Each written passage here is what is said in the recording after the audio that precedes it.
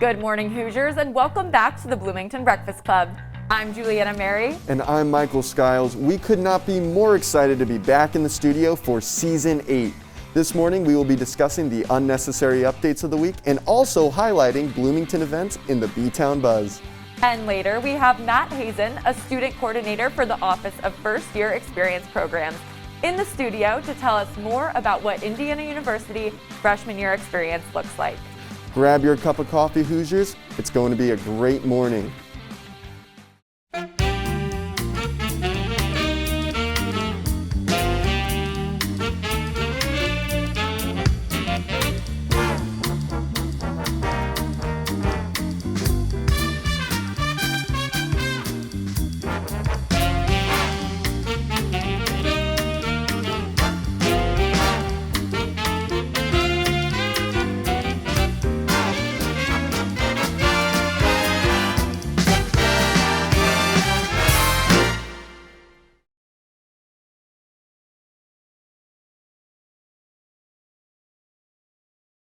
Now it's time for the unnecessary updates of the day, where we share some of the headline highlights we saw this week with our correspondent, Asher Michelson.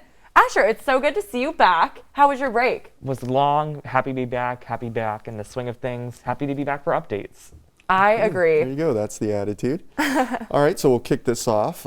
So this one sounds like something out of a science fiction movie. So Elon Musk, he's always doing crazy things, he's always doing crazy sci-fi stuff. Well, he just hooked up, through his company Neuralink, he hooked up a chip into a monkey's brain that now allows it to play video games.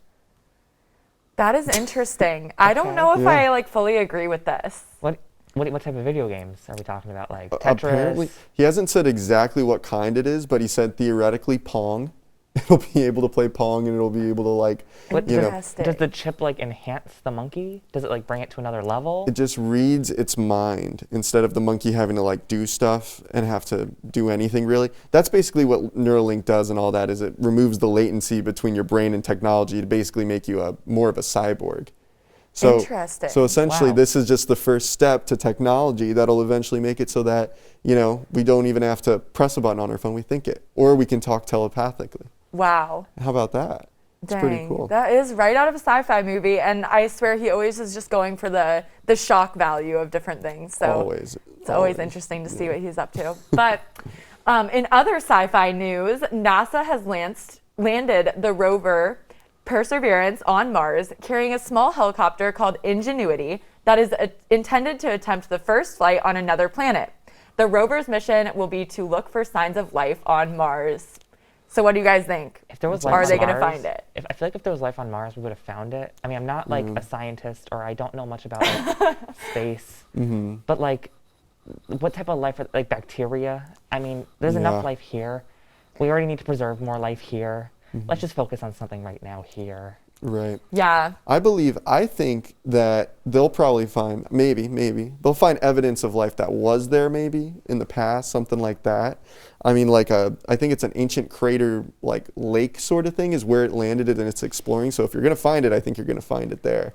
Random statement here, but I think that there's aliens out there. I'm sure it's somewhere. Yeah, somewhere, right? Why does it have to be in our little solar system? It's right next door, our neighbors, right? Probably very far away. That's fair. But the rover's really cool. It's got a Twitter account where it will actually kind of send tweets. I'm pretty sure it's someone at NASA writing them because they really try to make them. You don't very think it's personable. the rover I think that's the writing them? rover itself is making some jokes. Do you think so? I'll tell you what, I would be impressed. I think they should do that because that would be awesome. But they write stuff like, "Oh, I just reached my forever home," which is kind of a little grim to think that it's never going to leave Mars. That is interesting. I'm sure that the NASA social media team has a ton of fun with it. Exactly. So another interesting bit of information here, and this one comes as a real shock to anyone who has ever felt comfortable flying an airplane. At O'Hare in the Chicago airport, a man stowed away in the airport for 3 months, undetected, in the he secure just lived part. there? Yeah, he was living there for 3 months in the secure part, past the NSA, where everything's supposed to be locked tight, where they make sure everyone's being careful and all that. And he got a little passcode or a little key card from one of the workers and just was kind of scanning in and sitting down and doing whatever he wanted to do. Like, where was he eating? Where was he sleeping? I mean, I totally believe it because you always see, like in the airport, I feel like you just don't ask a lot of questions. People are like sleeping before their flight or like finding a bench to crash on if they have like a layover. So I feel like I don't know. I feel like that could go unnoticed for quite a while. Yeah, apparently he was relying on other people for food as well. And he basically just sat there and slept in the employees only areas. And then one of the days they came in and they said, hey, you're not supposed to be here. Well, I've never been to O'Hare, so I don't know if they have good food options. But like in Fort Lauderdale and Detroit, they got like P.F. Chang's, chili. So I mean, you could be eating good for 3 months, but I don't know, and I don't think that airport food would be like a great for 3. I don't think that that's a positive. I don't think anything about this is a positive. It's like, who would vacation at the airport? That's not the idea. Very true. So my next highlight is what I'm especially excited about. Kendall Jenner has unveiled her new tequila brand after TikToker Hannah Farrell made a viral video theorizing the new tequila after piecing together hints on the Kardashians' social media. The brand is called 818 Tequila and has already won tasting competitions. It's named after where they originally lived in the Valley. That's like the area code that their first house of the Kardashians was filmed at. Oh, that's awesome. That's very I love interesting. that. I think it's a catchy name, and I think that this is a great opportunity for them to kind of diversify their product line. Like right now, the Kardashians, they've done the Kim's like shapewear, and then they've done obviously like beauty products, and this is definitely something that's different enough, but still attracts their target market. And I'll tell you, if it was anything other than tequila, I would be okay with it. I would be fine. I mean, it's just tequila for me is like kryptonite. I keep away from it. But this is supposed to be the best. You at least should try it. You know, I think it would be wasted on me because I don't know what I could. I would give it a shot. If it was put in front of me, I would give it a shot quite literally. Same with like Elon Musk's. Like I would try Elon Musk's like Tesla tequila like any day, but like tequila hates me. I like tequila. It doesn't like me back. Yes. Well, it'll be interesting to see what they end up doing with the branding of it. And now that this TikToker has revealed it, they've even like given her credit for that, and because they were giving little hints on their social media. So I think it's awesome what little bit of investigative journalism can do. That's very neat. Well, in some Disney news, Emma Stone is absolutely sinister in the first trailer for Disney's Cruella. Disney unveiled the first official trailer for the movie, and it will show Cruella turning into the famous Disney villain we all know and love. Have you guys had the chance to see the trailer yet? I have not. I have, and I love a prequel. I like Wicked, and like that is such a good concept. And I feel like Cruella, definitely gets a bad rep. She puts dogs on her body. Of course she gets a bad rep. Yes, but I mean, who knows? Maybe they'll change our minds like a little bit. Well, because they did the same with Maleficent, and I believe they're going to be doing like Hades from Hercules. So I know they're doing like the villain character route, but I'm not really sure. Like, is it going to be like a single movie, or like the villain's going to come together like in an end game? Probably not. But I do want to see the movie, even though I don't think Emma Stone's the best pick for Cruella. Right. Here's the thing that kind of got my attention with it, because I saw a headline about it that said apparently this Cruella story is supposed to be very similar to kind of the dark, very kind of unnerving story that we saw with Joker, Joaquin Phoenix Joker. So like the one that's like really societal and like really disturbing and really kind of like almost depressing in a way. And they're kind of like trying to do that with Cruella apparently. So I'm very interested to see how that turns out. I'll give it a watch. I think, so. I mean, anything that Emma Stone is in, they're going to make it fabulous. Then Disney always seems to pull it off. So Right. True. I'll be interested to watch. But be sure to tune in next week to hear even more of these unnecessary updates.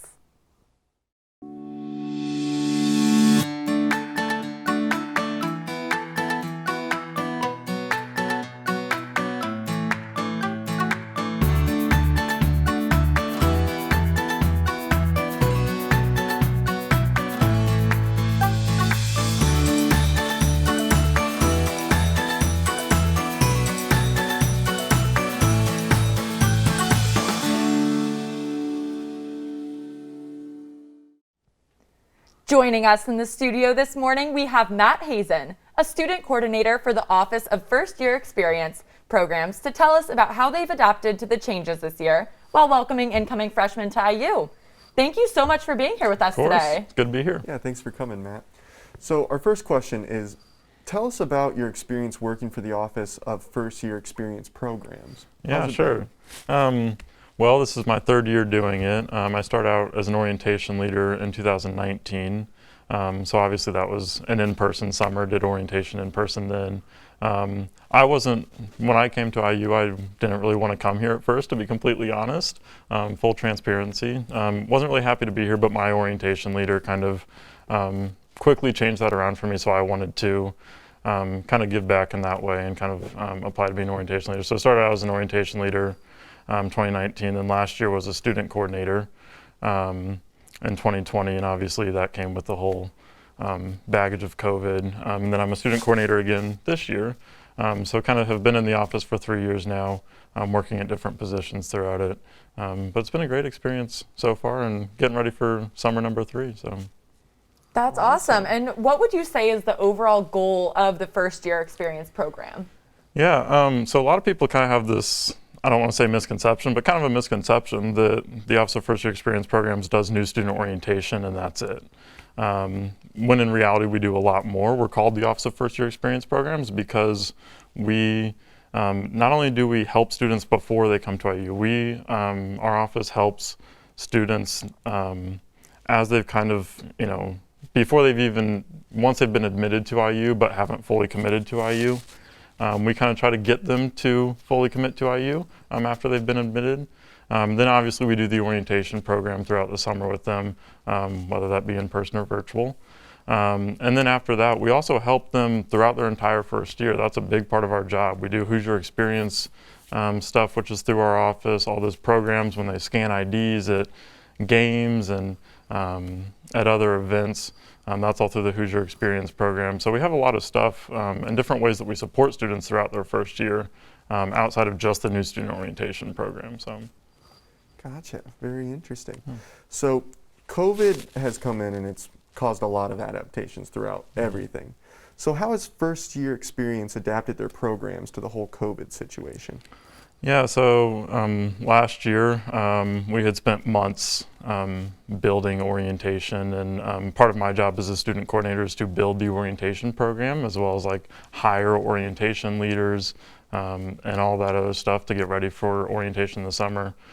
So we had spent months working on that during the fall and beginning of the spring semester, and then in March, obviously COVID came along and we had to scrap all of our plans and quickly adapt to an online setting. So there were some, it was a lot of us playing catch up last year, and we'll be the first ones to admit that. But I was very happy with all the work that we put in, and it took a lot of long weeks and a lot of hours to make it happen.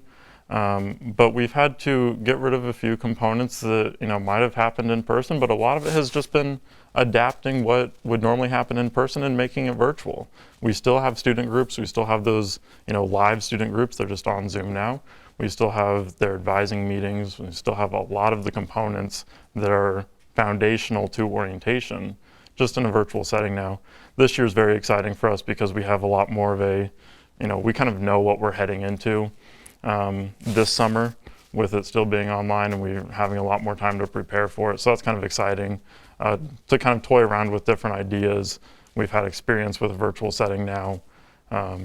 So we've adapted a lot, kept a few things. And this year I know that we're talking about using different softwares, for students to kind of have incoming students have all their stuff in one spot. So a lot of new exciting stuff coming along for new students to hopefully make what would be a harder virtual transition a lot easier on them. Yeah, I definitely agree that this year more than ever, you guys are such a great resource for freshmen to be able to still have those great experiences and be welcomed onto campus. And I think we can all agree that we've all had to be a bit more creative in finding ways to try to have fun on campus while also being safe. So what recommendations do you have for students specifically living on campus during this time? Yeah, like I said, that's one of the big things that our office deals with is, getting getting students involved outside of orientation. So one of the big things that I mentioned earlier is our Hoosier Experience program. It's put on by Kellen Silber and the Office of First Year Experience Programs. He does a great job at having events ready to go. I know during football season we had like outdoor watch parties on the big screen. That's we so put cool. on, That's awesome. yeah, we put on like craft afternoons. I know I just did one of those in Reed last week where we were giving out like string art projects and hot chocolate. So we're still doing a lot of in-person, on-campus events as well as virtual ones. I would say that the easiest way for students that are on campus to kind of know about those things is going to be a shameless plug here, but following our Instagram account at IUFYE. We put all of our events on there. We also have like the FYE newsletter, and a lot of people think that that sort of stuff is just for, you know, their parents or their guests to kind of read those things, but we encourage students to look at those things because we're still putting on a lot of events and stuff. We know that there's still a lot of people on campus. I'm on campus even though I have no in-person classes right now. So we are very aware that there's still a lot of things that people are looking forward to do. So I would just encourage people to stay up to date with those events that we're putting on through our different channels. And kind of put yourself out there. All of our events are safe. We have all of our PPE there, socially distanced. But the hardest thing I think for people is to actually take that first step and kind of get out of their residence hall or get out of their apartment. But I feel like once people make that first step, it's a lot easier to do it in the future. Right. Yes. Well, Matt, thanks so much for coming on because great information. It sounds like you all are still having a lot of fun out there. Yes. So thanks so much for coming through. Now, let's see what Bloomington foodie spot TBBC correspondent Caroline Parks checked out this week. It's time for B-Town Yums with Caroline. Hi everyone, welcome back to B-Town Yums with Caroline. I am so excited to join the Bloomington Breakfast Club for another season this year. Today we are going to be trying some different ice cream shops in Bloomington, so stay tuned. Hi everyone, I'm here with Jody, an employee at the Chocolate Mousse here in Bloomington. Thank you so much for having us. Is there anything you could tell us just a little bit about the place, like a little summary of the Chocolate Mousse? So I'd say that it's a small business. We only have 2 stores actually here and one in Nashville as well. This store has been here for only 3 years, and before that it was a really small, like little tiny shop called, I think, the Penguin actually. And you know, everyone here is kind of like a family. We have a lot of regular customers that come in every week. And it's just a really nice atmosphere to be at. Do you guys sell anything besides ice cream, or kind of like what's the vibe? So we do. We have like some ice cream sandwiches, and we also do food in the back, and of course like some baked goods that come from a local bakery in Nashville. And obviously this is also our gift shop, so we do sell some like shirts, t-shirts, bulk items such as, you know, the coffees and such. I love it. Well, thank you so much for having us. Thank you very much. Have a great day. On the next stop of this Bloomington ice cream journey, we are at Jiffy Treat East, my absolutely favorite place in Bloomington, so I am so excited to be here. Let's go inside and check it out. Hi everyone, I'm here with John at Jiffy Treat East in Bloomington. Thank you so much for having us.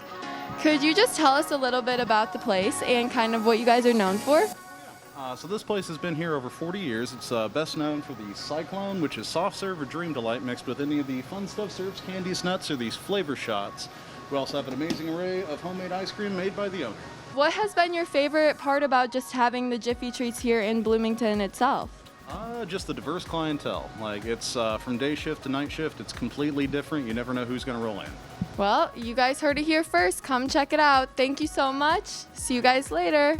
Thank you guys so much for joining us on B-Town Yums with Caroline. See you guys next week.